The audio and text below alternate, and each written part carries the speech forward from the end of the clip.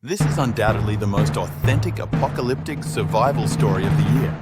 No zombies, no superpowers, just the intricate game of human nature.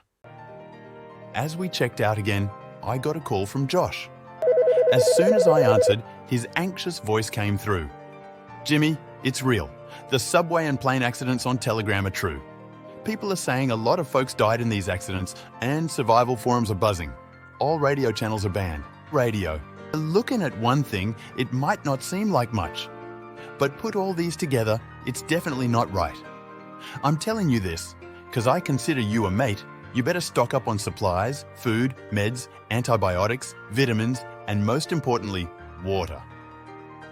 After Josh said that, the call dropped, and I couldn't get through when I tried calling back. With a heavy expression, I pondered over Josh's words and decided to trust him this once. Stocking up on food won't hurt anyway. We can eat it slowly if we don't need it for anything else. So, I grabbed my sister again and we rushed back into the supermarket. After filling up 2 more carts, my sister and I wheeled the stuff down to the underground parking lot where Mum had been waiting for a while in her 7-seater family car. When she saw how much we'd bought, her eyes nearly popped out. "I said to stock up, but not this much." No time to explain, I quickly got Mum to help us load everything into the car. It was packed tight, even for a car that size. Once we'd loaded up, my sister and Mum headed home while I rode my bike. Our place is a 3-story self-built house. The first floor is rented to my buddy David's family for their convenience store, and the second floor to some outsiders we don't interact with much. By the time I got to the 3rd floor, they'd already sorted out the rooms. Just as I was about to take a break, Josh called again, sounding really urgent. "Jimmy, don't forget the meds and vitamins and grab some cash too. According to that professor from the States, there could be a major power outage after the typhoon." He hung up before I could say anything, leaving me looking at the full rooms, feeling a bit silly for believing him. But in the end, I decided to head out to a pharmacy. Instead of stocking up big time like Josh suggested, I just got a bit of everything. With Mum's approval though, I took her bank card to withdraw more cash, because it's handy to have cash on hand in case of a power cut. Before I left, Mum told me to swing by her studio and pick up keys from Auntie Selena.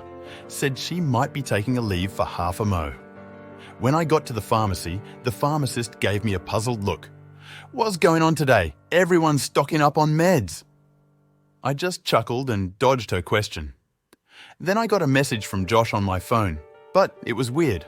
Only half of it was visible, and the part about the meds was all garbled. It was my first time encountering garbled messages, didn't think much of it, just grabbed as much as I could. After leaving the pharmacy, I sent Josh a message. "Look how much I trust you. I spent all my 2K pocket money on meds just because you said so." Strangely, Josh didn't reply for a long time. Next, I headed to Mum's studio to get the keys. But wouldn't you know it, as soon as I got in the lift, it broke down, and I got stuck with a mum and her kid. Soon after, a security guard's voice came through. "Don't worry, I'm fetching the maintenance guys now. Just stay put." I took out my phone to call Mum and tell her about the situation, but my phone had no signal. I rubbed my head, thinking this afternoon was just full of bad luck. The guard came back after a bit.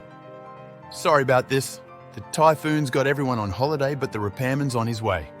Just stay in there and don't move around." The woman with the kid was clearly annoyed, but she kept quiet. Then it started drizzling outside. By 6 p.m, the typhoon hit the city with a storm, and the once bright sky turned pitch black in an instant. Pedestrians who hadn't made it home yet were clinging to streetlights to keep from being swept away. Suddenly, a piece of iron sheeting caught by the wind smashed into the lift. It didn't break the reinforced glass, but it scared the woman and her child into tears. While soothing her kid, the woman shouted to the guard outside, "Where's the repairman? Are we going to be trapped in here forever?" Though she yelled loud, there was no response from the guard. I just sat on the floor, conserving my energy with my eyes closed. A few minutes later, a blinding light shone into my eyes. Thinking it was the repairman, I opened them quick. At the same time, I heard the woman say, "What's that bright thing in the sky?"